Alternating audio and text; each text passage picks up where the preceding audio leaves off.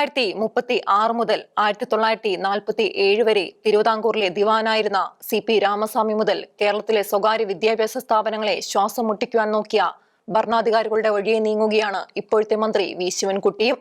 Supreme കോടതിയുടെ വിധിയിലൂടെ Nair service സൊസൈറ്റിയുടെ വിദ്യാലയങ്ങൾക്ക് ലഭിച്ച നിയമന അവകാശം മറ്റുള്ളവർക്ക് നിഷേധിക്കുന്നത് സ്വാഭാവിക നീതിയുടെ ലംഘനമാണെന്ന് ശിവൻകുട്ടിക്ക് അറിയാതെയല്ല. 1932 തിരുവിതാംകൂറിലുണ്ടായ നിവർത്തന പ്രക്ഷോഭം പോലെ കേരളത്തിലെ ഈഴവരും മുസ്ലിമുകളും ക്രൈസ്തവരും ഒറ്റക്കെട്ടായി ഇടത് സർക്കാരിനെതിരെ സമരം ചെയ്യേണ്ട സ്ഥിതിയിലേക്കാണ് മന്ത്രി ശിവൻകുട്ടി അധ്യാപക നിയമന വിഷയം കൊണ്ടുപോകുന്നത്. അയ്യപ്പ സംഗമത്തെ പിന്താങ്ങിയ NSS നേതാവ് സുകുമാരൻ നായരുടെ വാക്കുകൾ ഇടതുമുന്നണിക്കുണ്ടാക്കുന്ന അനുകൂലമായ അന്തരീക്ഷത്തിന്റെ 4 ഇരട്ടിയാണ് ഈ വിഷയമുണ്ടാക്കുന്ന അപകടം. മുൻ ഭരണങ്ങൾക്കുണ്ടായ ദുർവിധി ശിവൻകുട്ടി ഓർക്കുന്നത് നല്ലതാണ്. ശിവൻകുട്ടി കുഴികുത്തുന്നത് സ്വന്തം കുഴി തന്നെയാണ്. നിയമനം കാത്തുകഴിയുന്ന 16,000 അധ്യാപകരും കുടുംബങ്ങളും ഇവിടുത്തെ വോട്ടർമാർ തന്നെയാണ്.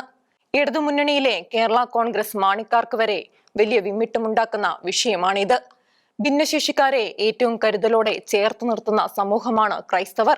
കേരളത്തിൽ ഇക്കൂട്ടരെ കുറിച്ച് ഒരു അവബോധവും ഉണ്ടാക്കിയത് തന്നെ കത്തോലിക്ക പുരോഹിതനായിരുന്ന അന്തരിച്ച ഫാദർ ഫെലിക്സ് CMA ആണ്. 1980കളിൽ അച്ഛൻ കേരളത്തിൽ പലയിടങ്ങളിൽ ഇത്തരം കുട്ടികളുടെയും മാതാപിതാക്കളുടെയും ക്യാമ്പുകൾ സംഘടിപ്പിച്ചു, ബോധവൽക്കരണം നടത്തി. ഭിന്നശേഷിക്കാർക്ക് അധ്യാപക നിയമനങ്ങളിൽ സംവരണം ഏർപ്പെടുത്തിയത് 1996 ഫെബ്രുവരി 7 മുതലാണ്. അന്ന് 3% സംവരണം. 2017 മുതൽ അത് 4%ആക്കി. 2022 ജൂൺ 25 വരെ ഇത് സംബന്ധിച്ച് കൃത്യമായ നിർദ്ദേശങ്ങൾ ഉണ്ടായിരുന്നില്ല. 1996 മുതലുള്ള ഒഴിവുകൾ ഒറ്റയടിക്ക് തീർക്കാൻ യോഗ്യതയുള്ളവരെ കിട്ടാനില്ല എന്ന യാഥാർത്ഥ്യവുമുണ്ട്. 3000 വേക്കൻസികൾക്ക് വന്നത് 500 അപേക്ഷകരാണ്. ഈ ഒഴിവുകൾ നികത്താത്തതിന്റെ പേരിൽ 2021 നവംബർ 8 ശേഷം വരുന്ന നിയമനങ്ങൾ അംഗീകരിക്കില്ല എന്ന നിലപാടിലാണ് സർക്കാർ. നവംബർ 21 സർക്കാർ പുറപ്പെടുവിച്ച സർക്കുലറിൽ ഭിന്നശേഷിക്കാരുടെ നിയമനം നടത്തിയാലേ മറ്റു നിയമനം അംഗീകരിക്കൂവെന്ന് വ്യക്തമാക്കി. താൽക്കാലിക നിയമനമേ അംഗീകരിക്കൂ. താൽക്കാലിക ജീവനക്കാർക്ക് ആനുകൂല്യങ്ങൾ ഒന്നും കൊടുക്കേണ്ട. ഒരു തൊഴിലാളി വർഗ സർക്കാർ നടത്തുന്ന പ്രവൃത്തിയാണിത് എന്നോർക്കണം. ഇക്കാര്യത്തിൽ 2025 മാർച്ച് 10 NSSന് ലഭിച്ച സുപ്രീം കോടതി വിധി അനുസരിച്ച് ഭിന്നശേഷിക്കാരുടെ ഒഴികെയുള്ള ഒഴിവുകൾ നികത്താം. ഭിന്നശേഷിക്കാരുടെ അല്ലാത്തവരുടെ തസ്തികകൾ അംഗീകരിക്കണം. Chief justice BR Gavai, George Masih എന്നിവരുടെ ബെഞ്ച് പുറപ്പെടുവിച്ച ഈ വിധി എല്ലാവർക്കും ബാധകമെന്ന് സുപ്രീം കോടതി വ്യക്തമാക്കി. ഹൈക്കോടതിയും എല്ലാവർക്കും ബാധകമെന്ന് വിശദീകരിച്ചു. പക്ഷേ സർക്കാർ അംഗീകരിക്കുന്നില്ല. വിധി നടപ്പാക്കുവാൻ സർക്കാർ തന്നെ ഹൈക്കോടതിയിൽ നിന്നും 2 മാസത്തെ സാവകാശം വാങ്ങി. അത് കഴിഞ്ഞിട്ടും അനുമതി കൊടുക്കുന്നില്ല സുപ്രീം കോടതിയുടെ ഉത്തരവ് വാങ്ങാൻ. ഇതാണോ പാവപ്പെട്ടവരുടെ സർക്കാർ ചെയ്യേണ്ടത്? അംഗീകൃത അധ്യാപക സംഘടനകൾ പ്രതികരിക്കുന്നില്ല. ഇതാണോ അധ്യാപക സംഘടനകൾ ചെയ്യേണ്ടത്? ആ വിധി NSSന് മാത്രം എന്ന് അഡ്വക്കേറ്റ് ജനറൽ സർക്കാരിന് നിയമോപദേശം കൊടുത്തു എന്നാണ് സർക്കാർ പറയുന്നത്. ഭരണഘടനയുടെ 141 വകുപ്പനുസരിച്ച് സുപ്രീം കോടതി വിധി ഇന്ത്യക്കാകെ ബാധകമാണ്. 2016 മുതൽ 2025 വരെ സ്വകാര്യ വിദ്യാലയങ്ങളിൽ നടത്തിയ 1,12,650 നിയമനങ്ങളിൽ 36,318 എണ്ണമാണ് സ്ഥിര നിയമനം. ബാക്കി താൽക്കാലികമാണ്. 2021നും 2025നും ഇടയിൽ നടത്തിയ 60,500 നിയമനങ്ങളിൽ 90% ദിവസക്കൂലിക്കാരാണ്. നിയമനം അംഗീകരിച്ചു കിട്ടാൻ കാത്തു കഴിയുന്ന 16,000 അധ്യാപകരും മനുഷ്യരാണ്. സർക്കാർ ഉണർന്നു പ്രവർത്തിക്കണം. വിഷയം നിയമസഭയിൽ ഉന്നയിച്ച മോൻസ് ജോസഫിനോട് സ്പീക്കർ ഷംസീർ പറഞ്ഞതായി പത്രങ്ങളിൽ വന്ന പ്രതികരണം ക്രൈസ്തവരിൽ വേദന ഉണ്ടാക്കുന്നതാണ്. ബിഷപ്പുമാരുടെ നിലപാട് അവതരിപ്പിക്കാനുള്ളതല്ല നിയമസഭ എന്ന് ഷംസീർ പറഞ്ഞതായാണ് ചില പത്രങ്ങളിൽ വന്നത്. ഇടയലേഖനങ്ങൾ ഉദ്ധരിക്കുന്നവർ ഇങ്ങനെ പറയുന്നത് ജനം പരിഹസിക്കും. നിയമനവുമായി ബന്ധപ്പെട്ട് മോൻസ് ജോസഫും മന്ത്രി റോഷിയും കേരള കോൺഗ്രസ് മാണി സംഘവും മുഖ്യമന്ത്രിക്കും വിദ്യാഭ്യാസ മന്ത്രിക്കും നിവേദനം കൊടുത്തിട്ടുണ്ട്. അവരോട് അനുകൂലമായാണ് ശിവൻകുട്ടി മന്ത്രി പ്രതികരിച്ചത്. NSSന്റെ രാഷ്ട്രീയ പാർട്ടിയായിരുന്ന NDPയുടെ വിദ്യാർത്ഥി സംഘടനയായിരുന്ന DSUവിന്റെ നേതാവായിരുന്നു ശിവൻകുട്ടി. ശിവൻകുട്ടി നായരല്ല. ഇടതുമുന്നണിയുടെ CPM മന്ത്രിയാണ് വി ശിവൻകുട്ടി എന്ന് ഓർക്കുന്നത് നല്ലത്. അല്ലെങ്കിൽ ജനം അങ്ങനെയൊക്കെ പറയും. 1957 മുണ്ടശ്ശേരിക്കും 2006 ബേബിക്കും അവരുടെ സർക്കാരുകൾക്കും സംഭവിച്ചത് ഓർക്കുന്നതും നല്ലത്. ശിവൻകുട്ടിയുടെ വിദ്യാഭ്യാസ വകുപ്പിൽ ഉപയോഗയോഗ്യമല്ലാത്ത 1157 സ്കൂൾ കെട്ടിടങ്ങൾ ഉള്ളതായി കണ്ടെത്തിയെന്ന് CR മഹേഷിന്റെ ചോദ്യത്തിന് രേഖാമൂലം നൽകിയ മറുപടിയിൽ മന്ത്രി ശിവൻകുട്ടി നിയമസഭയിൽ പറഞ്ഞു. ഇവയിൽ 75%, അതായത് 875 സർക്കാർ വിദ്യാലയങ്ങളാണ്. 262 എയ്ഡും 20 അൺഎയ്ഡഡും ആണ്. ഇത്തരം വിദ്യാലയങ്ങൾ ഏറെയുള്ളത് കൊല്ലം ജില്ലയിലാണ്. 143, തിരുവനന്തപുരം 120, എറണാകുളം 106, തൃശൂർ 102 എന്നീ ജില്ലകളാണ് മുന്നിൽ. സ്കൂൾ കെട്ടിടങ്ങൾ തകർന്ന് കുട്ടികളുടെ ജീവൻ പൊലിയുമ്പോൾ മുതലക്കണ്ണീരും വികാരം നിറഞ്ഞ പ്രസ്താവനകളും ഇറക്കി ഇമേജ് ഉണ്ടാക്കുവാൻ കാത്തിരിക്കാതെ ആ കെട്ടിടങ്ങൾ പുതുക്കി പണിയണം. നിരീശ്വരവാദികളെന്ന് അഭിമാനിച്ചിരുന്നവരും മതപരമായ ആചാരങ്ങളെ അന്ധവിശ്വാസങ്ങളെന്ന് ചിത്രീകരിച്ച് ആഹ്ലാദിച്ചിരുന്നവരുമായ കമ്മ്യൂണിസ്റ്റുകാർ ദൈവവിശ്വാസികളെ ആദരിക്കാനും മതപരമായ ആചാരങ്ങൾക്ക് സംരക്ഷകരാകുവാനും മുന്നോട്ട് വരുന്നത് കണ്ടാൽ യഥാർത്ഥ ദൈവവിശ്വാസികൾക്ക് ഉണ്ടാവേണ്ടത് ആനന്ദമാണ്. കേരളം ഭരിക്കുന്ന ഇടതുമുന്നണി സർക്കാരും അതിലെ കമ്മ്യൂണിസ്റ്റുകാരനായ ദേവസ്വം മന്ത്രി VN വാസവനും എന്തിന് മുഖ്യമന്ത്രി പിണറായി വിജയൻ വരെ ലോകത്തിലെ അയ്യപ്പ ഭക്തരുടെ ആഗോള സംഗമം നടത്തിയതിനെ നായർ സർവീസ് സൊസൈറ്റിയുടെ ദൈവവിശ്വാസിയായ നേതാവ് സുകുമാരൻ നായർ സ്വാഗതം ചെയ്തതും സമ്മേളനത്തിന് വിജയം നേർന്നതും അതുകൊണ്ടാണ്. മാനസാന്തരപ്പെടുന്ന പാപികളോട് സമൂഹം എങ്ങനെ പെരുമാറണം എന്ന് കാണിച്ചു കൊടുക്കുകയായിരുന്നു സുകുമാരൻ നായർ. കോൺഗ്രസ് മുന്നണി ഒരിക്കലും നടപ്പാക്കില്ലാത്ത സാമ്പത്തികമായി പിന്നോക്കം നിൽക്കുന്നവർക്കുള്ള സംവരണം പിണറായി സർക്കാർ നടപ്പാക്കിയപ്പോൾ ഈ മനംമാറ്റം സുകുമാരൻ നായർ ശ്രദ്ധിച്ചതാണ്. സാക്ഷാൽ കരുണാകരൻ ഉണ്ടായിരുന്ന കാലത്ത് കേരളത്തിൽ നടപ്പാക്കാൻ തീരുമാനിച്ച സാമ്പത്തിക സംവരണം ലീഗിന്റെ എതിർപ്പിനെ തുടർന്ന് റദ്ദാക്കിയ സംഭവവും ഉണ്ട്. അതാണ് നായർ സർവീസ് സൊസൈറ്റിയുടെ രാഷ്ട്രീയ പാർട്ടിയായിരുന്ന NDP കോൺഗ്രസ് കൂടാരം വിട്ടത്. കോൺഗ്രസും ജനാധിപത്യ മുന്നണിയിലെ പലരും കരുതുന്നത് പോലെ സുകുമാരൻ നായരുടെ ഒരു പ്രസ്താവന ആവില്ല. പ്രതിപക്ഷ നേതാവ് സതീശന്റെ വാക്കും സമീപനവും പ്രവൃത്തികളും കോൺഗ്രസിന്റെ ഹമാസ് പ്രീണനവും ഗാസ പരിപാടികളും ഒക്കെയാവും അവരുടെ പരമ്പരാഗത കേന്ദ്രങ്ങളിൽ വോട്ട് ചോർച്ച ഉണ്ടാക്കുന്നത്. ഒക്ടോബർ 2-ന് കോൺഗ്രസ് നാട്ടിലാകെ നടത്തിയ ഗാസ സദസ്സ് പിടിക്കാത്ത കോൺഗ്രസ് അനുഭാവികൾ ഏറെയുണ്ട്. സതീശൻ മനോഹരമായി ബൈബിൾ വ്യാഖ്യാനിക്കും എന്നതുകൊണ്ട് ഇത്തരം സമീപനങ്ങളോടുള്ള ക്രിസ്ത്യാനികളുടെ സമീപനം മാറില്ല. മാർത്തോമ ഭവനിലെ കൈയേറ്റം കാണാതെ പോയവർ മെത്രാന്മാരുടെ സമ്മേളനത്തിൽ ബൈബിൾ പ്രസംഗിച്ചതുകൊണ്ട് വിശ്വാസി തണുക്കുമോ? 1932-ൽ തിരുവിതാംകൂറിലെ ക്രൈസ്തവരും ഈഴവരും മുസ്ലിമുകളും ഒന്നിച്ച് ജനസംഖ്യ അനുപാതികമായ പ്രാതിനിധ്യത്തിനു വേണ്ടി നിവർത്തന പ്രക്ഷോഭം നടത്തിയതുപോലെ മാനേജ്മെന്റ് സ്കൂളുകളിലെ അധ്യാപക നിയമനത്തിനായി ഈ 3 സമുദായങ്ങളും ഇന്ന് സമരരംഗത്താണ്. പുതിയ നിവർത്തന പ്രസ്ഥാനം സുകുമാരൻ നായരുടെ സ്കൂളുകളിൽ നടപ്പാക്കുന്ന നീതി ഈ സമുദായങ്ങളിലെ സ്കൂളുകൾക്കും കൊടുക്കുവാൻ സമ്മതിക്കാത്ത പിണറായി സർക്കാർ എല്ലാ സമുദായങ്ങളോടും ഒന്നുപോലെ പെരുമാറുന്നുവെന്ന് എത്ര ഉച്ചത്തിൽ പറഞ്ഞാലും ജനം വിശ്വസിക്കില്ല. നിയമനത്തിന് അംഗീകാരം കാത്തുകിടക്കുന്ന 16,000 അധ്യാപകരുടെ കുടുംബങ്ങളും ഈ നാട്ടിലെ വോട്ടർമാർ തന്നെയാണ്. ന്യൂനപക്ഷാവകാശങ്ങൾ മുസ്ലിമുകൾക്കും മറ്റ് സമൂഹങ്ങൾക്കുമായി 80-20 അനുപാതത്തിൽ കൊടുത്തുകൊണ്ടിരുന്നത് പോലെ ഒരു സാമൂഹ്യ അനീതിയാണ് സർക്കാർ നടത്തുന്നത്. നായന്മാരുടെ മാത്രം വോട്ടിനായി ശിവൻകുട്ടി നായർ നടത്തുന്ന അനീതി സകലതും ചെയ്തു കൊടുക്കുന്നു. സാമൂഹികമായ ഏറെ ഉച്ചനീചിത്വമുള്ള ഭാരതത്തിൽ അധ്വാന വർഗത്തിനു വേണ്ടി നിൽക്കുന്ന അച്ചടക്കവും അനുസരണവുമുള്ള ഒരു പാർട്ടിക്ക് ഏറെ പ്രസക്തിയുണ്ട്.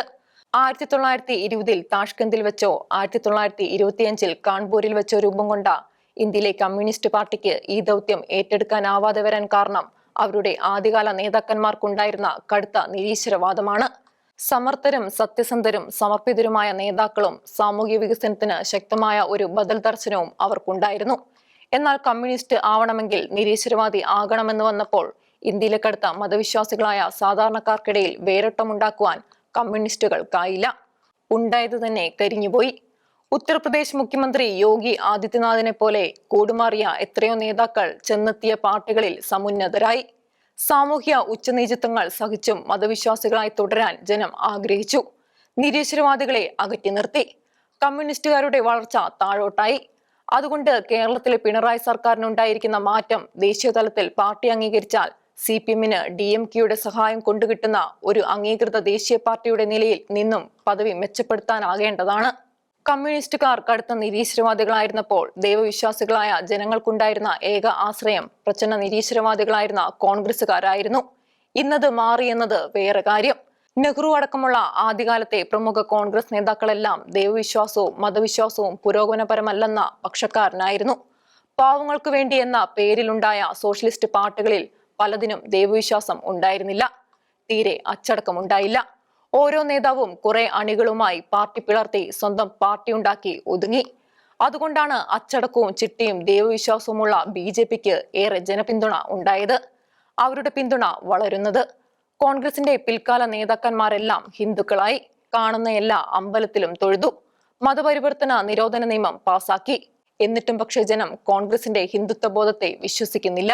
മുസ്ലിമുകളാവട്ടെ ഓരോ സംസ്ഥാനത്തും അധികാരം പിടിക്കാൻ സാധ്യതയുള്ള പാർട്ടിക്ക് ഒപ്പമായി. ബംഗാളിലത് മമതയുടെ പാർട്ടിയാണ്. ഉത്തർപ്രദേശിലത് അഖിലേഷിന്റെ പാർട്ടിയാണ്. തമിഴ്നാട്ടിലത് സ്റ്റാലിന്റെ പാർട്ടിയാണ്. ബീഹാറിൽ ലാലു പ്രസാദിന്റെ പാർട്ടിയാണ്. ഹിന്ദു വോട്ടർമാരിൽ നല്ല സ്വാധീനമുണ്ടാക്കുവാൻ സാധിക്കുന്ന പാർട്ടിക്ക് മുസ്ലിം പിന്തുണ കിട്ടിയാലും വിജയിക്കാനാവൂ എന്ന് മുസ്ലിം നേതാക്കൾക്കറിയാം. മതവിശ്വാസ കാര്യത്തിൽ എന്ന പോലെ അച്ചടക്കത്തിന്റെ കാര്യത്തിലും കോൺഗ്രസ് അഴകുഴമ്പനാണ്. അതുകൊണ്ട് സംഘപരിവാർ പാർട്ടിയുടെ മാറ്റത്തെ തടുക്കുവാൻ കോൺഗ്രസിന് സാധിക്കാതെ വരുന്നു. സുകുമാരൻ നായർ ആഗോള അയ്യപ്പ സംഗമത്തെ അനുകൂലിച്ചാൽ കേരളത്തിലെ നായന്മാരെല്ലാം കമ്മ്യൂണിസ്റ്റുകാരായി ഇടതുമുന്നണിക്ക് വോട്ട് ചെയ്യുമെന്ന് ഭയപ്പെട്ട ചില കോൺഗ്രസുകാരും BJPക്കാരും വല്ലാതെ അസ്വസ്ഥരായി. ചില പ്രമുഖ നേതാക്കൾ നടത്തിയ പ്രതികരണങ്ങൾ അനാവശ്യമായിരുന്നു. അത് ബന്ധം വഷളാക്കാനേ സഹായിക്കൂ. സുകുമാരൻ നായരെ കുറിച്ച് ചിലർ വ്യക്തിപരമായ ആക്ഷേപങ്ങൾ വരെ സോഷ്യൽ മീഡിയയിൽ പ്രചരിപ്പിച്ചു. അദ്ദേഹത്തിന്റെ ബാങ്ക് ഉദ്യോഗസ്ഥനായിരുന്ന ഒരു മരുമകനെ രക്ഷിക്കുവാൻ പിണറായിക്ക് കീഴടങ്ങിയതാണ് ആഗോള സംഗമത്തിന് നൽകിയ പിന്തുണയെന്ന് അവർ വ്യാഖ്യാനിച്ചു.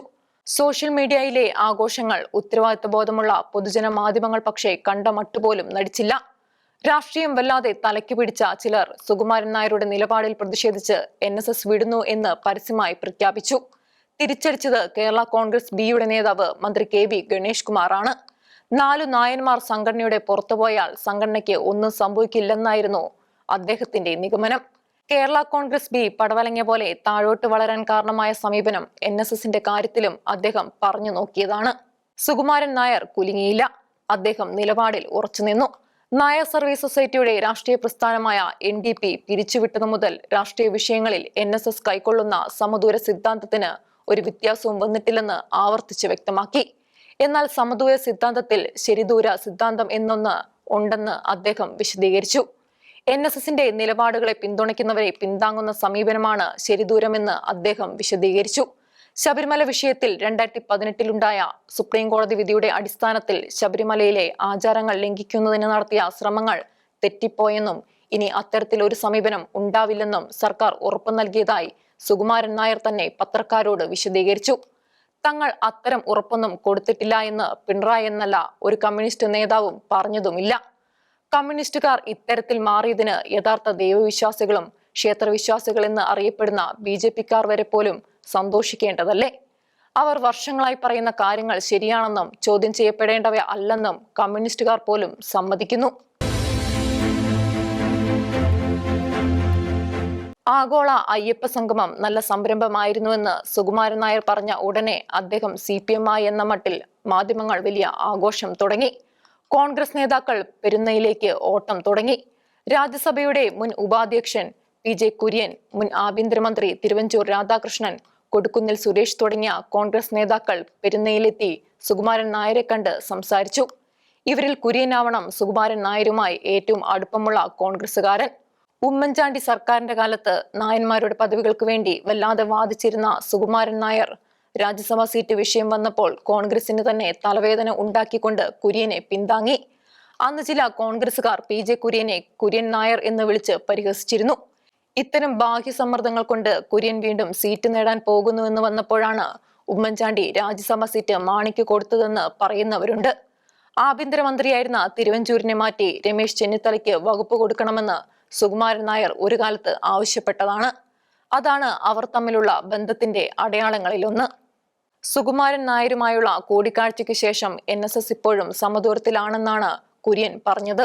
ശബരിമല വിഷയത്തിൽ ഇടത് സർക്കാരിന്റെ നിലപാടിലുണ്ടായ മാറ്റത്തെയാണ് സുകുമാരൻ നായർ സ്വാഗതം ചെയ്തത്. നിരീശ്വരവാദികളും ആചാരങ്ങളെ അന്ധവിശ്വാസമെന്ന് ചിത്രീകരിക്കുന്നവരുമായിരുന്ന അവർക്കുണ്ടായ മാറ്റം അദ്ദേഹം സ്വാഗതം ചെയ്തു. ആചാരവും വിശ്വാസവും സംരക്ഷിക്കുന്നതിന് സർക്കാർ കൂടെയുണ്ടാവുമെന്നാണ് സുകുമാരൻ നായർക്ക് കിട്ടിയിട്ടുള്ള ഉറപ്പെന്ന് കുര്യൻ വിശദീകരിച്ചു. NDP പിരിച്ചുവിട്ട ശേഷം എല്ലാ പാർട്ടികളുമായും NSS സമദൂരം പാലിക്കുന്നു എങ്കിലും സംഘടനയുടെ നിലപാടിനെ പിന്തുണയ്ക്കുന്നവരെ പിന്താങ്ങുന്ന ശരിദൂരം അതിലുണ്ടെന്നും കുര്യൻ പറഞ്ഞു. നായർ സമുദായത്തിന്റെ താൽപര്യങ്ങൾ സംരക്ഷിക്കുന്നതിനു വേണ്ടി രൂപം കൊണ്ട NSS കോൺഗ്രസുമായി ഉടക്കിയ അവസരങ്ങൾ നിരവധിയുണ്ട്. മന്നമെന്നും NSS താൽപര്യങ്ങൾ സംരക്ഷിക്കുന്നതിനാണ് മുൻഗണന കൊടുത്തത്. കോൺഗ്രസ് പിന്താങ്ങിയ നിവർത്തന പ്രസ്ഥാനത്തെ NSS എതിർത്തു. കോൺഗ്രസ് നേതാക്കളായ പനമ്പള്ളി ഗോവിന്ദമേനോന്റെയും R ശങ്കറിന്റെയും മന്ത്രിസഭകളെ മറിച്ചിടാൻ കളിച്ചവരിൽ പ്രമുഖനായിരുന്നു മന്നത്ത് പത്മനാഭൻ. 1957 കേരളത്തിൽ കമ്മ്യൂണിസ്റ്റ് മന്ത്രിസഭ ഉണ്ടായതിനു പിന്നിലും മന്നത്തിന്റെ രഹസ്യ പിന്തുണ ഉണ്ടായിരുന്നു.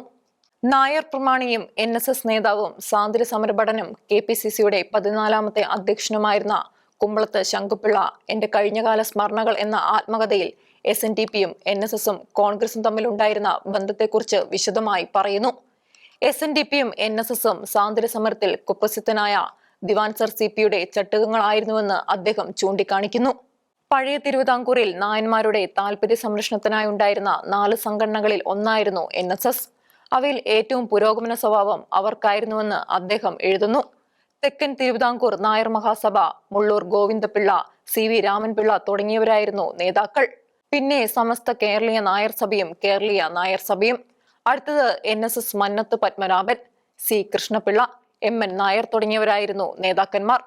തെക്കൻ തിരുവിതാംകൂർ നായർ മഹാസഭയും കേരളീയ നായർ സഭക്കാരിൽ ഒരു വിഭാഗവും മരുമക്കത്തായ വാദികളായിരുന്നു. NSS ആവട്ടെ ഏകഭാര്യ വ്രതക്കാരും ആളഹുരി മക്കത്തായക്കാരുമായിരുന്നു.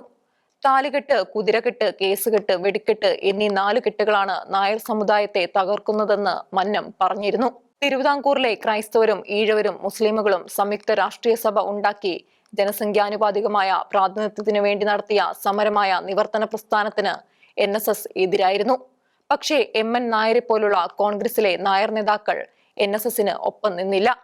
TM Varghese, AJ John, Tharyath Kunjithomman, CV Kunjiraman, C Kesavan, PK Kunju തുടങ്ങിയ കോൺഗ്രസ് നേതാക്കൾ നിവർത്തന പ്രസ്ഥാനത്തിന് ഒപ്പമായിരുന്നു.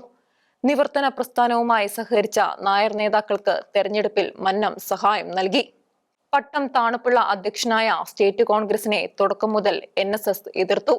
അത് ക്രൈസ്തവരുടെ കോൺഗ്രസ് ആണെന്ന CPയുടെ പ്രചാരണം ഏറ്റുപാടി. കോൺഗ്രസിന്റെ പ്രക്ഷോഭങ്ങളെ എതിർത്തു. CPയെ അനുകൂലിച്ചു.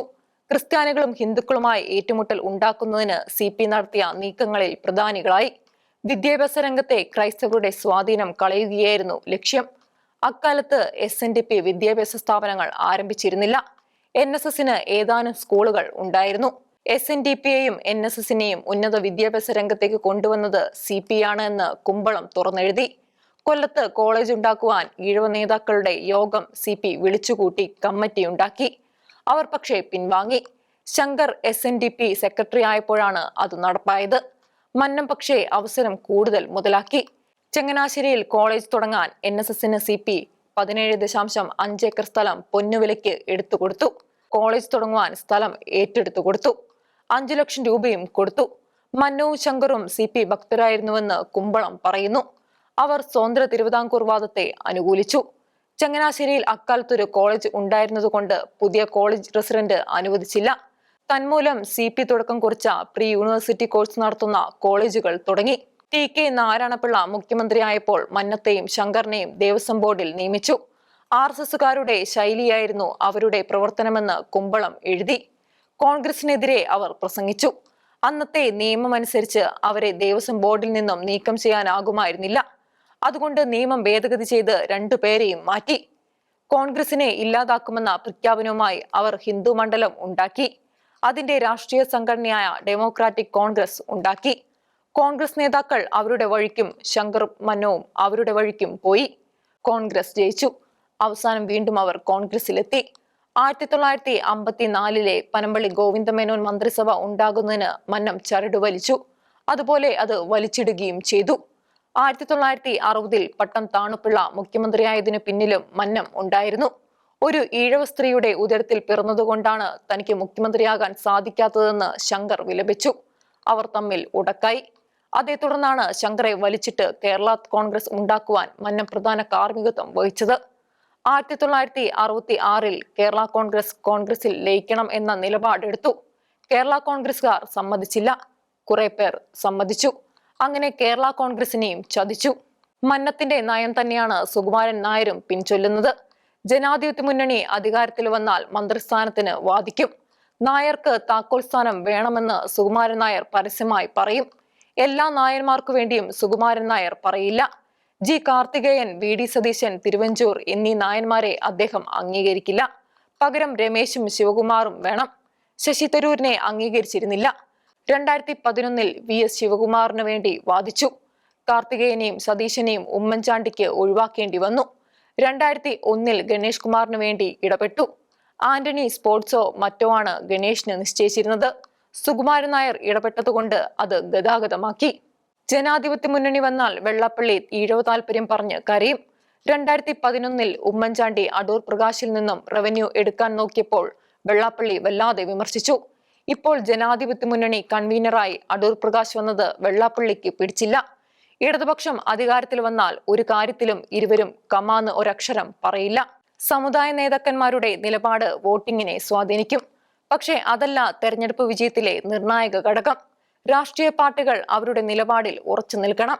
സുകുമാരൻ നായർ ശബരിമലയിലെ ആഗോള സംഗമത്തെ സ്വാഗതം ചെയ്തതുകൊണ്ട് കോൺഗ്രസുകാരനായ നായന്മാർ ഇടതുപക്ഷത്തിന് വോട്ട് ചെയ്യുമെന്ന് കരുതുന്നത് അതിരുകടന്ന ഭയമാണ്.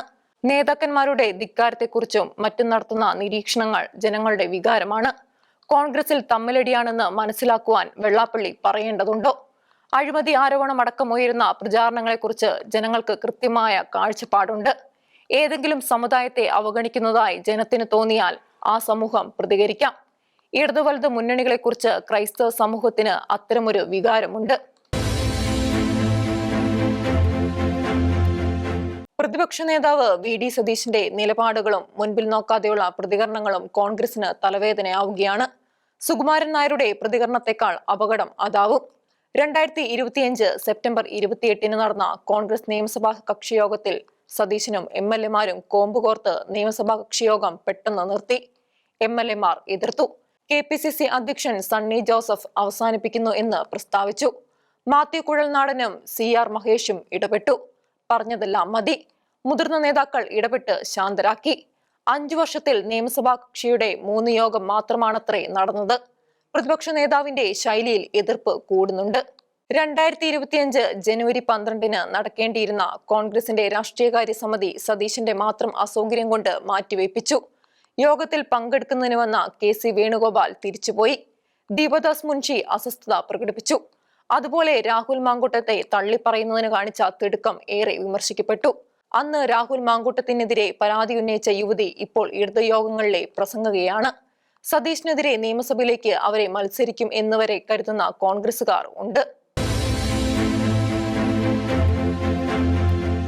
2025 ഡിസംബറിൽ നടക്കേണ്ട പഞ്ചായത്ത് തെരഞ്ഞെടുപ്പിലും 2026 മെയിൽ നടക്കേണ്ട നിയമസഭാ തെരഞ്ഞെടുപ്പിലും മതവിശ്വാസികളെ കബളിപ്പിക്കുവാനാണ് പിണറായിയും കൂട്ടരും ശബരിമല കാര്യത്തിൽ ഈ നിലപാട് എടുക്കുന്നതെന്ന് രാഷ്ട്രീയ എതിരാളികൾക്ക് തോന്നാം. പ്രത്യേകിച്ച് ഇടതുമുന്നണിക്ക് 3-ാം ഊഴം കിട്ടുമെന്ന് തീർത്തു പറയുന്ന വെള്ളാപ്പള്ളി നടേശനെ പോലുള്ളവരുടെ തള്ളു കാണുമ്പോൾ. ആഗോള സംഗമത്തിൽ വെള്ളാപ്പള്ളി എന്തെല്ലാമാണ് പറഞ്ഞത്? പിണറായി അയ്യപ്പ ഭക്തനാണ്, അതുകൊണ്ടാണ് അയ്യപ്പ വിഗ്രഹത്തിന്റെ പ്രതിമ സമ്മാനമായി വാങ്ങിയത് തുടങ്ങിയ അദ്ദേഹത്തിന്റെ അവകാശവാദങ്ങളെക്കുറിച്ചും പിണറായി വാ തുറന്നില്ല. ചില സഖാക്കൾ കമ്മ്യൂണിസ്റ്റുകാരനായ സഖാവിനെ സംരക്ഷിക്കാൻ വാ തുറന്നെങ്കിലും പെട്ടെന്ന് അടച്ചു. പക്ഷേ കേരളത്തിലെ ജനങ്ങൾക്ക് തീരെ ബുദ്ധിയില്ലെന്നാണോ രാഷ്ട്രീയക്കാർ കരുതുന്നത്? ഓർമ്മശക്തി കുറവാകാമെങ്കിലും കമ്മ്യൂണിസ്റ്റുകാരുടെ തനിനിറം കൃത്യസമയത്ത് വ്യക്തമാവുമെന്ന് ജനത്തിനറിയേണ്ടതാണ്. ഇതിനിടെ സാംസ്കാരിക വകുപ്പ് മന്ത്രി സജി ചെറിയാൻ മത അമൃതാനന്ദമയെ അവരുടെ കേന്ദ്രത്തിൽ ചെന്ന് കണ്ട് ചുംബനം കൊടുക്കുന്ന സംഭവം ഉണ്ടായി. CPIയുടെ സെക്രട്ടറി ബിനോയ് വിശ്വത്തോട് അതിനെക്കുറിച്ച് ചോദിച്ചപ്പോൾ ചുംബിക്കുന്നത് താൻ കണ്ടില്ല എന്നായിരുന്നു പ്രതികരണം. CPIയുടെ നേതാവിനും അടുത്ത കാലത്തായി കാഴ്ചയ്ക്ക് ചില തകരാറുകൾ ഒക്കെ ഉണ്ടാവുന്നുണ്ട്. എങ്കിലും 10 വർഷത്തോളമായി മൗനത്തിലായിരുന്ന ആസ്ഥാന പുരോഗമനക്കാർക്ക് ശാസ്ത്ര സാഹിത്യ പരിഷത്തിന് സജി ചെറിയാൻ അമൃതാനന്ദമയെ ചുംബിച്ചത് പിടിച്ചില്ല. അവർ മൗനം ലംഘിച്ചു. മന്ത്രിയുടെ പ്രവൃത്തിയിൽ അവർ പ്രതിഷേധിച്ചു. നവോത്ഥാനത്തിന്റെ അന്തസത്തയോട് ചേരാത്ത പ്രവൃത്തിയാണെന്ന് പരിഷത്ത് പ്രസിഡന്റ് TK മീരാബായും ജനറൽ സെക്രട്ടറി PV ദിവാകരനും മുന്നറിയിപ്പ് നൽകി. സർക്കാർ ഇത്തരം പ്രവൃത്തികളിൽ നിന്നും വിട്ടുനിൽക്കണം അവർ ആവശ്യപ്പെട്ടു. ആഗോള അയ്യപ്പ സംഗമം നടത്തി കയ്യടി നേടിയവർ ശബരിമലയിൽ നടത്തുന്നത് വൻ കൊള്ളകളാണോ? ഒന്നും തീർത്തു പറയാനാവാത്ത സ്ഥിതിയിലാണ് കാര്യങ്ങൾ. അനന്തഗോപൻ മുതൽ ഇന്ന് വരെയുള്ള ദേവസ്വം ബോർഡ് പ്രസിഡന്റ്മാരുടെ കാലത്ത് ശബരിമലയിൽ അനാശാസ്യമായി പലതും നടന്നുവെന്നാണ് ഇപ്പോൾ ഹൈക്കോടതി വഴി ചോർന്നു വരുന്നത്. ഒന്നിനും കണക്കില്ല. പ്രത്യേകിച്ചും അവിടെ കിട്ടുന്ന സ്വർണ്ണ വഴിപാടുകൾക്ക്. ദ്വാരപാലക ശില്പങ്ങൾ സ്വർണം പൂശിയ സംഭവമാണ് മറ്റു പലതിലേക്കും വഴിതിരിക്കുന്നത്. പലതും പുറത്തു വരാനിരിക്കുകയാണ്. കണക്കെടുക്കാൻ ഹൈക്കോടതി തന്നെ റിട്ടയർഡ് ജഡ്ജി KT ശങ്കരനെ നിയമിച്ചു. ചർച്ചാക്ട് വന്നാൽ പള്ളികളിലും ഇതാവില്ലേ സ്ഥിതി. സഭയുടെ അംഗീകാരം ആഗ്രഹിക്കാതെ ക്രൈസ്തവർക്കിടയിൽ പ്രവർത്തിക്കുന്ന സംഘടനയാണ് കാസ. അവരുടെ പ്രവർത്തനം അവരുടെ വഴിക്കാണ്. അവർക്കറിയുന്ന വിഷയങ്ങളിൽ അവർ ഇടപെടുന്നു. അവർ പ്രാർത്ഥിച്ച് തീരുമാനങ്ങൾ എടുക്കുന്നു എന്നാണ് അവരുടെ ചില പ്രവർത്തകർ പറയുന്നത്. മതേതരത്വം പറഞ്ഞ് സഭയുടെ ഔദ്യോഗിക നേതൃത്വം മൗനം പാലിക്കുന്ന പല വിഷയത്തിലും അവർ ശക്തമായി പ്രതികരിക്കുന്നു. ഏതായാലും കാസയെ പേടിക്കുന്നവരിൽ പിണറായി വിജയൻ വരെ ഉൾപ്പെടുന്നു എന്നത് അവർക്ക് അംഗീകാരം തന്നെയാണ്. 2023 നവംബർ 26 നവകേരള സദസ്സിൽ പിണറായി പറഞ്ഞതാണ് കാസായും RSSുമായുള്ള അവിശുദ്ധ ബന്ധത്തെക്കുറിച്ച്. അടുത്തിടെ മുതിർന്ന പോലീസ് ഉദ്യോഗസ്ഥരുടെ സമ്മേളനത്തിലും മുഖ്യമന്ത്രി ഈ ബന്ധത്തെക്കുറിച്ച് പറഞ്ഞതായാണ് വാർത്ത. പിണറായിയുടെ സംശയം ശരിയാണെങ്കിലും അല്ലെങ്കിലും കാസയ്ക്ക് അഭിമാനിക്കാം. തങ്ങൾ ശ്രദ്ധിക്കപ്പെടുന്നു. ലക്ഷ്യബോധത്തോടെ പ്രവർത്തിക്കുന്നവരെ അംഗീകാരം തേടിയെത്തും. കേരളത്തിലെ നിയമസഭാ തെരഞ്ഞെടുപ്പിന് മുമ്പ് ഇവിടുത്തെ വോട്ടർ പട്ടിക സമഗ്രമായി പരിഷ്കരിക്കുന്നതിനെ കേരള നിയമസഭ ഏകകണ്ഠമായി എതിർത്തു. എന്തുകൊണ്ട്? ദീർഘകാല തയ്യാറെടുപ്പുകളും കൂടിയാലോചനകളും ആവശ്യമായ വോട്ടർ പട്ടികയുടെ തീവ്ര പുനഃപരിശോധന പ്രക്രിയ ജനവിധി അട്ടിമറിക്കുവാനാണെന്നും ഈ തിടുക്കവും പരിശോധനയും കേന്ദ്ര തെരഞ്ഞെടുപ്പ് കമ്മീഷനെ സംശയത്തിന്റെ നിഴലിലാക്കി എന്നും കേരള നിയമസഭ സെപ്റ്റംബർ 29 ഏകകണ്ഠമായി അഭിപ്രായപ്പെട്ടു. സംസ്ഥാനത്ത് തെരഞ്ഞെടുപ്പ് നടക്കാനിരിക്കെ തിടുക്കപ്പെട്ട് വോട്ടർ പട്ടികയുടെ തീവ്ര പുനഃപരിശോധന നടത്തുന്നത് ദുരുദ്ദേശപരമാണ്. സഭ അംഗീകരിച്ച പ്രമേയം പറയുന്നു, പട്ടികയിൽ ഉൾപ്പെടുന്നതിന് 1987 ശേഷം ജനിച്ചവർ പിതാവിന്റെയോ മാതാവിന്റെയോ പൗരത്വ രേഖ കൂടി നൽകിയാലേ വോട്ടറാവൂ. 2003 ശേഷം ജനിച്ചവർ പിതാവിന്റെയും മാതാവിന്റെയും പൗരത്വ രേഖ കാണിക്കണം. ഇതെല്ലാം ദുരുദ്ദേശപരമാണെന്ന് പ്രമേയം പറഞ്ഞു. പ്രവാസി വോട്ടർമാരുടെ വോട്ട് അവകാശം നിലനിർത്തണമെന്നും പ്രമേയം ആവശ്യപ്പെട്ടു. ബീഹാറിൽ തീവ്ര പുനഃപരിശോധനയിലൂടെ 47 ലക്ഷം വോട്ടർമാർ പട്ടികയിൽ നിന്നും പുറത്തായി. മരിച്ചവർ ബീഹാറിൽ നിന്നും കുടിയേറിപ്പോയവർ നേപ്പാളികൾ, ബംഗ്ലാദേശികൾ, മ്യാൻമാറിൽ നിന്നുള്ള രോഹിംഗ്യകൾ എന്നിവരാണ് ഒഴിവാക്കപ്പെട്ടത്. പുതിയ പട്ടിക അനുസരിച്ച് ബീഹാറിൽ 7.42 കോടി വോട്ടർമാരാണുള്ളത്. കരട് പട്ടികയിൽ ഉണ്ടായിരുന്നത് 7.24 കോടി വോട്ടർമാരായിരുന്നു. 21.53 ലക്ഷം വോട്ടർമാർ കൂടി പുതുതായി ചേർക്കപ്പെട്ടു. 3.66 ലക്ഷം പേർ ഒഴിവാക്കപ്പെട്ടു. 2024 ലോക്സഭാ തെരഞ്ഞെടുപ്പിൽ പട്ടികയിലുണ്ടായിരുന്ന 7.89 കോടി വോട്ടർമാരിൽ 65 ലക്ഷം പുറത്തായി. ഇത്തരത്തിൽ ഒരു പരിഷ്കരണത്തെ എന്തിനാണ് എതിർക്കുന്നത്? കള്ളത്തരം കാണിക്കാതെ ജാഗ്രത പുലർത്തുകയല്ലേ വേണ്ടത്? സിനിമാ താരം വിജയ് സ്ഥാപിച്ച തമിഴക വെട്രിക്കഴകം പാർട്ടി കരൂരിൽ നടത്തിയ റാലിയിലുണ്ടായ ദുരന്തത്തിൽ 41 പേർ മരിച്ചു. ദുരന്തമുണ്ടായത് TVK സമ്മേളനത്തിൽ ആണെങ്കിലും പരിക്ക് പറ്റിയവരിൽ സർക്കാരും പെടുന്നു. പോലീസ് വേണ്ട തയ്യാറെടുപ്പുകൾ നടത്തിയില്ല എന്ന പരാതി ശക്തമാണ്. വിജയ് മാത്രമല്ല, തമിഴ്നാട്ടിലെ പ്രതിപക്ഷവും സർക്കാരിനെ പഴിക്കുന്നു. സംഭവത്തെക്കുറിച്ച് അന്വേഷിക്കുവാൻ BJPയുടെ നേതാവ് നടി ഹേമ മാലിനി നയിക്കുന്ന NDA സംഘം വരുന്നുണ്ട്. എങ്കിലും പോലീസ് സംഘാടകർക്കെതിരെ കേസെടുത്തു. TVK നേതാവ് മതിയഴകൻ അറസ്റ്റിലായി. വിജയ് ശക്തമായി തിരിച്ചടിക്കുകയാണ്. മറ്റ് 5 ജില്ലകളിൽ ഉണ്ടാകാത്ത ദുരന്തം എന്തേ കരൂരിൽ ഉണ്ടായി? വിജയ് എക്സിൽ ചോദിച്ചു. TVK എതിരാളികളിൽ ഭീതി ഉണർത്തുന്നു എന്നതാണ് ജനം മനസ്സിലാക്കുന്ന സത്യം. ദുരന്തത്തിൽ രാഷ്ട്രീയം വേണ്ട. തമിഴ്നാട് മുഖ്യമന്ത്രി MK സ്റ്റാലിൻ പറഞ്ഞു, മരിച്ചവർ നമ്മുടെ സഹോദരങ്ങളാണ്. അനുയായികൾ മരിക്കണമെന്ന് ഒരു നേതാവും കരുതില്ലെന്ന് സ്റ്റാലിൻ പറഞ്ഞു. സാമൂഹ്യ മാധ്യമങ്ങളിൽ കിംവദന്തി പരത്തിയതിന് 25 BJP TVK പ്രവർത്തകർക്കെതിരെ പോലീസ് കേസെടുത്തു. ദുരന്തത്തിൽ വിജയ്ക്കല്ല പരിക്കുന്നത് സവിശേഷ സൂചനയാണ്. ചണ്ഡീഗഡിൽ ചേർന്ന കമ്മ്യൂണിസ്റ്റ് പാർട്ടി ഓഫ് ഇന്ത്യയുടെ 25ാം പാർട്ടി കോൺഗ്രസ് 2025 സെപ്റ്റംബർ 25 തമിഴ്നാട്ടിൽ നിന്നുള്ള ദളിത് നേതാവ് D രാജയെ വീണ്ടും ദേശീയ ജനറൽ സെക്രട്ടറിയായി തെരഞ്ഞെടുത്തു. 11 അംഗ നാഷണൽ സെക്രട്ടേറിയറ്റ് 33 അംഗ നിർവാഹക സമിതിയും തെരഞ്ഞെടുത്തു. 2026 ജൂണിൽ 76 വയസ്സാകുന്ന രാജ 3ാം വട്ടമാണ് സെക്രട്ടറി ആവുന്നത്. പാർട്ടി പദവികൾക്ക് 75 വയസ്സെന്ന പ്രായപരിധി ഒഴിവാക്കിയാണ് രാജയെ നിയോഗിക്കുന്നത്. പ്രായപരിധി ഒഴിവാക്കുന്നതിനെ കേരളത്തിൽ നിന്നുള്ളവർ എതിർത്തു. പക്ഷേ രാജയ്ക്ക് പ്രായപരിധി ബാധകമാക്കേണ്ടെന്ന് CPI തീരുമാനിച്ചു. അതങ്ങനെയാണ്. രാഷ്ട്രീയത്തിൽ പ്രായപരിധി നല്ലതാണെന്ന് എല്ലാവരും പറയും. അത് എനിക്ക് കടന്നു വരാനാണ്. ഞാൻ പദവിയിലെത്തിയാൽ പിന്നെ പരിധി വേണ്ട. അദ്വാനിക്കും മുരളി മനോഹർ ജോഷിക്കും പ്രായവിലക്ക് കൽപ്പിച്ച BJP അതെല്ലാം മറന്നില്ലേ? ഇവിടെയാണ് CPM വേറിട്ട് നിൽക്കുന്നത്. അവർ പ്രായപരിധി കർശനമായി പാലിച്ചു. വലിയ നേതാക്കളായ പ്രകാശ് കാരാട്ടും വൃന്ദയും മണിക് സർക്കാരും സുഭാഷ്ണി അലിയും സൂര്യകാന്ത് മിശ്രയും G രാമചന്ദ്രനും മാറി നിന്നു. അവിടെയും പക്ഷേ പിണറായി അപവാദമായി നിൽക്കുന്നു. ഏഷ്യ കപ്പ് ജേതാക്കളായ ഇന്ത്യക്കുള്ള കപ്പ് വിതരണം ചെയ്യാൻ ഏൽപ്പിച്ച Asian cricket council chairman Pakistan മന്ത്രി മോഹൻ സിംഗ് നിഖ്വി കപ്പ് ജേതാക്കൾക്ക് കൊടുക്കാതെ സ്വയം കൊണ്ടുപോയി. പാകിസ്ഥാനെ 3 കളികളിൽ തോൽപ്പിച്ച് വിജയം നേടിയ ഇന്ത്യയുടെ ക്യാപ്റ്റൻ സൂര്യകുമാർ യാദവ് പാകിസ്ഥാനിൽ നിന്ന് കപ്പ് വാങ്ങില്ല എന്ന് തീർത്ത് പറഞ്ഞു. പകരം Emirates board vice chairman Khalid അൽസരിനിയിൽ നിന്നും വാങ്ങാമെന്നും പറഞ്ഞു.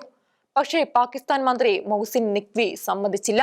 അങ്ങനെയെങ്കിലും കപ്പ് ഇസ്ലാമാബാദിൽ എത്തിച്ചല്ലോ. എത്ര നാണം കെട്ട പ്രവൃത്തി!